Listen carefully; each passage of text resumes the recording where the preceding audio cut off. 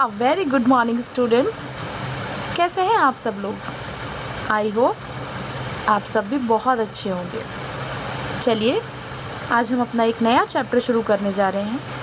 Chapter number 2, हृदय परिवर्तन।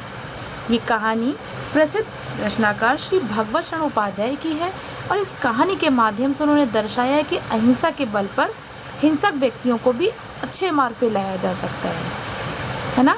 जो हिंसा या दंड के द्वारा संभव नहीं है उसे अहिंसा के बल पर संभव किया जा सकता है।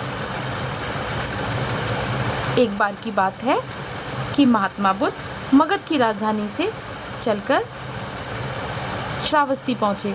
श्रावस्ती कौशल की राजधानी थी और वर्तमान अयोध्या के आसपास का प्रदेश उस समय कौशल कहलाता था। वहाँ का राजा प्रसन्नचित्त महात्मा बुद्ध का शिष्य थे। ये है राजा प्रसन्नचित्त। राजा प्रसन्नचित्त जब श्रावस्ती पहुँचे, महात्मा बुद्ध उनको बहुत ही परेशान देखा महात्मा बुद्ध ने, और उन्होंने पूछा कि क्यों परेशान हो।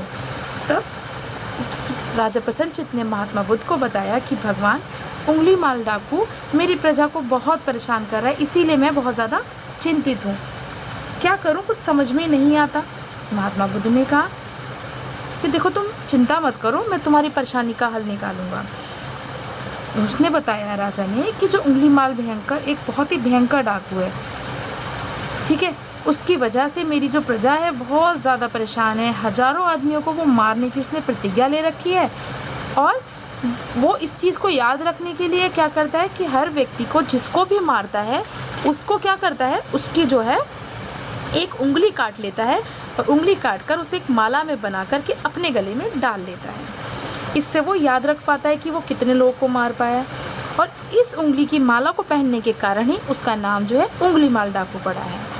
अब महात्मा बुद्ध सोच में पड़ गए और आगे जंगल की ओर राजा से बोलकर कि मैं तुम्हारी परेशानी का हल करूँगा, जंगल की ओर चल पड़ते हैं। अब क्या होता है कि जब राजा महात्मा बुद्ध को जंगल की ओर बताते हैं, तो जब जंगल की ओर चलने लगते हैं तो और कौन से जंगल की ओर जाते हैं, वहाँ पे जाते हैं जहाँ राजा ने बताया था कि उंगली माल रहता है। लेकिन उंगली माल की डर की वजह से कोई भी वहाँ ना जाए, इसलिए वहाँ पर राजा ने जहाँ से जंगल शुरू हो रहा था वहाँ पर पहरेदार लगा दिए।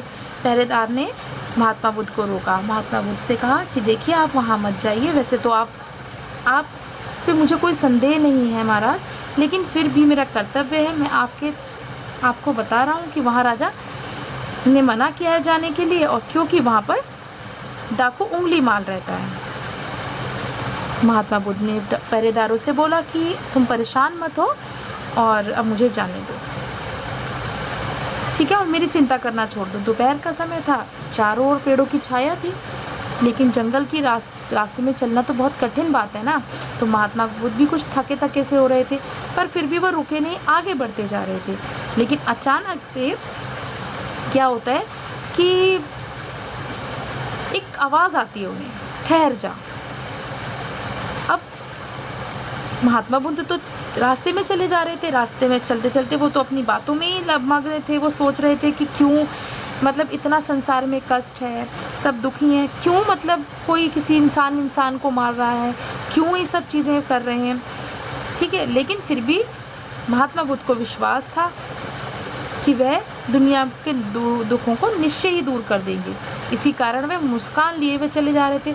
जैसी अचानक आवाज़ सुनी, उनका ध्यान ही नहीं था, वो ये सब बातें सोच रहे थे। लेकिन फिर दोबारा आवाज़ आती है, ठहर जा।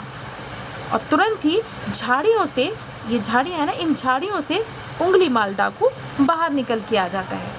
और वो कैसा दिख रहा था, वो ऊंचा कद था, काला शरीर था, भयंकर चेहरा था, लाल लाल आँखें, बिखरे बाल, बड़ी बड़ी मूछें, और क्या था, उसकी आँखें लाल लाल थीं, लंबी मजबूत भुजाएं थीं, चौड़ा सीना था, हाथ में कटार लिए हुए था। निश्चय ही वो मनुष्य नहीं, कोई दैत्य था। उसके गले में उंगलियों की माला थी और बुद्ध को पहचानने में बिल्कुल देर नहीं हुई कि ये उंगली माल डाकू है, क्योंकि इसने अपने गले में उंगलियों की माला पहनी हुई थी। महात्मा बुद्ध ने उस पर पूरी नज़र डाली और उससे बड़े प्यार से बोले कि मैं तो ठहर गया, तू कब ठहरेगा। उंगलीमाल तो आश्चर्य में आ गया कि भाई ये कौन है। आज तक तो मेरे सामने कोई ऐसा नहीं आया जिसने कभी भी मुझसे इस तरीके से बात की हो। हर कोई डरा ही है मुझसे, ठीक है। और ऐसा कोई भी व्यक्ति नहीं था अब तक जिसने मुझसे आंख मिला करके बात की हो। ये तो डरना तो दूर, शांतिपूर्वक मुस्कुरा रहे हैं। महात्मा बुद्ध फिर बोले कि भाई मैं तो ठहर गया, तू कब ठहरेगा। उंगलीमाल पर इन बातों का, इस प्यार वाले शब्दों का कुछ जादू सा असर हुआ। उसने कहा, महात्मा मैं आपकी बात नहीं समझ पा रहा, आप क्या कहना चाहते हैं। महात्मा बुद्ध बोले, देखो जीवन में तो जन्म से लेके मृत्यु तक बहुत ही दुख हैं। तू अपनी क्रूरता के कारनामों से उन्हें और क्यों बढ़ा रहा है। मैं ज्ञान प्राप्त करके बंधन से छूट गया हूँ, पर तू मार काट कर का काम अभी भी करता जा रहा है। तू इनसे छुट्टी कब पाएगा, तू कब ठहरेगा। वह डाकू जिसे कभी न किसी का भी डर नहीं था, जिससे सारी दुनिया कांपती थी, वह एक निशस्त्र महात्मा से और उनके तेज से कांप रहा था। सहसा ही वह महात्मा बुद्ध के चरणों में आ गया। और क्या हुआ, चरणों में आकर उसने बोला कि महात्मा मेरे तो आंखों के सामने अंधेरा ही अंधेरा है, मुझे कुछ नहीं सूझ रहा कि अब मैं क्या करूं। तो महात्मा बुद्ध ने उसे शांति, दया और प्रेम के उपदेश दिए। उंगलीमाल की आंखें खुल गईं और उसके मन का अंधकार दूर हो गया। उसने उंगलियों की माला तोड़ डाली और कटार दूर फेंक दी।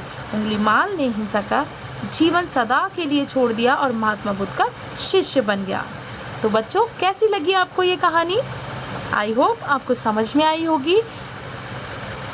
इस कहानी से हमें ये शिक्षा मिलती है कि अहिंसा परमो धर्मा, मतलब अहिंसा के बल पर बुरे से बुरे व्यक्ति को भी बदला जा सकता है। जिस प्रकार डाकू उंगलीमाल बदल गया, उस तरीके से कोई भी व्यक्ति प्यार, सत्य, अहिंसा के बल पर कुमार्ग को छोड़कर अच्छे मार्ग पर आ सकता है।